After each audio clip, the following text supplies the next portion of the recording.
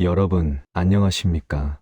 오늘도 이렇게 귀한 시간을 내어 함께 해주셔서 감사합니다. 살아가다 보면 누구나 한 번쯤은 마음에 깊은 상처를 받게 됩니다.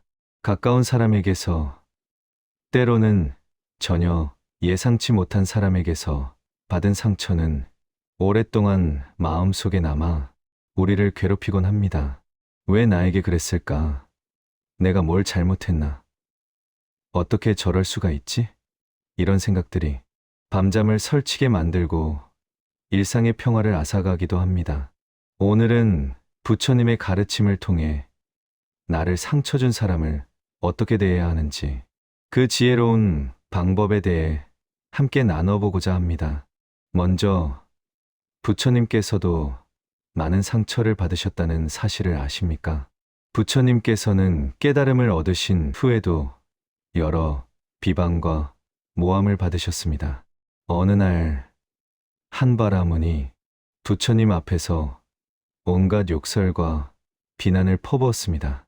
제자들은 분노했지만 부처님께서는 조용히 그 사람의 말이 끝나기를 기다리셨습니다. 그리고 이렇게 물으셨습니다. 만약 누군가가 당신에게 선물을 가져왔는데 당신이 그것을 받지 않는다면 그 선물은 누구의 것이 되겠습니까? 바라문이 대답했습니다. 당연히 가져온 사람의 것이 되겠지요. 부처님께서 말씀하셨습니다. 그렇습니다. 당신이 나에게 욕설을 선물로 가져왔지만 나는 그것을 받지 않았습니다. 그러니 그것은 여전히 당신의 것입니다. 상처는 상대방이 주는 것이지만 그것을 받아서 마음속에 간직할지 말지는 우리의 선택입니다. 부처님께서는 사람들이 왜 다른 사람에게 상처를 주는지 그 원인을 명확히 가르쳐 주셨습니다. 첫째, 무명 때문입니다. 무명이란 무지, 즉 알지 못함을 말합니다.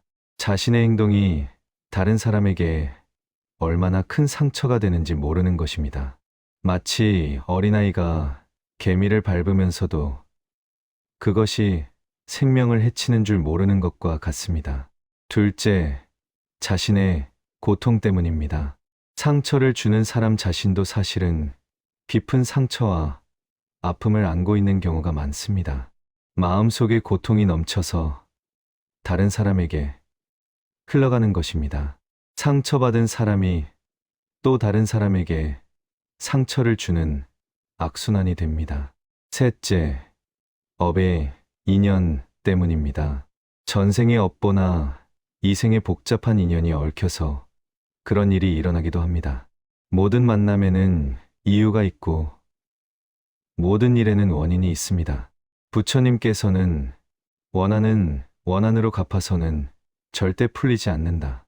오직 사랑으로만 풀린다고 말씀하셨습니다. 상처를 준 사람을 이해한다는 것은 그 사람의 행동을 정당화하는 것이 아닙니다.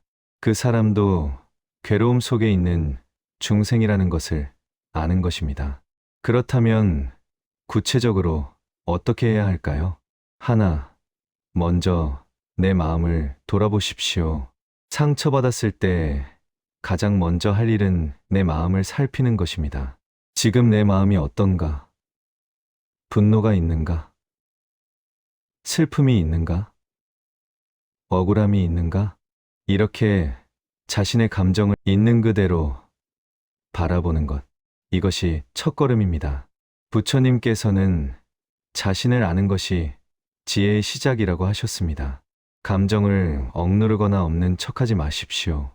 아프면 아픈 것이고 화가 나면 나는 것입니다.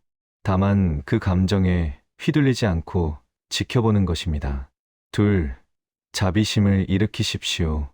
부처님께서는 모든 중생이 행복하기를, 모든 중생이 평화롭기를 기원하라고 하셨습니다.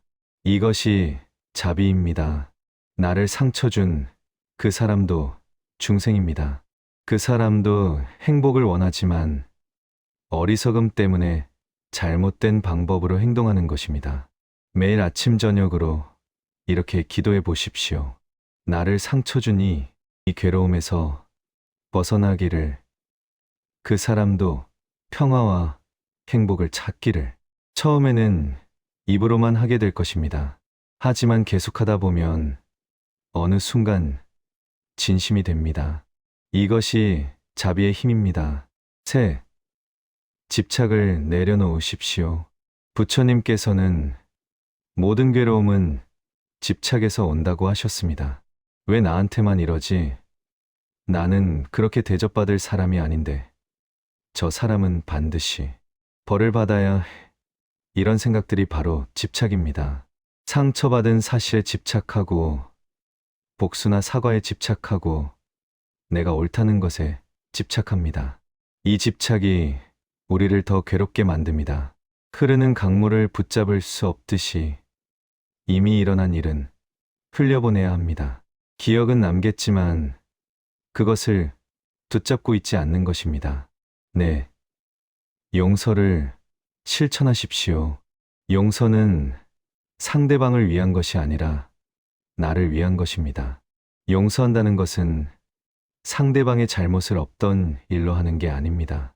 다만 그 일 때문에 내 마음이 더 이상 괴롭지 않게 하는 것입니다.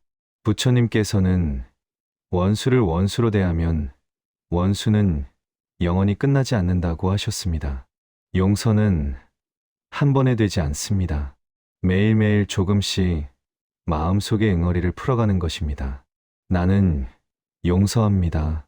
나를 위해서, 내 평화를 위해서 용서합니다.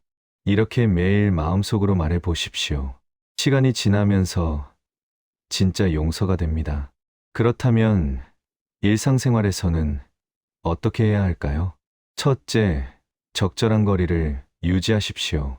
용서한다고 해서 다시 가까이 지내야 하는 것은 아닙니다. 지혜로운 사람은 자신을 보호할 줄도 압니다. 독사를 자비롭게 본다고 해서 품에 안는 것은 어리석음입니다. 마음으로는 용서하되 실제로는 건강한 거리를 유지하는 것이 지혜입니다.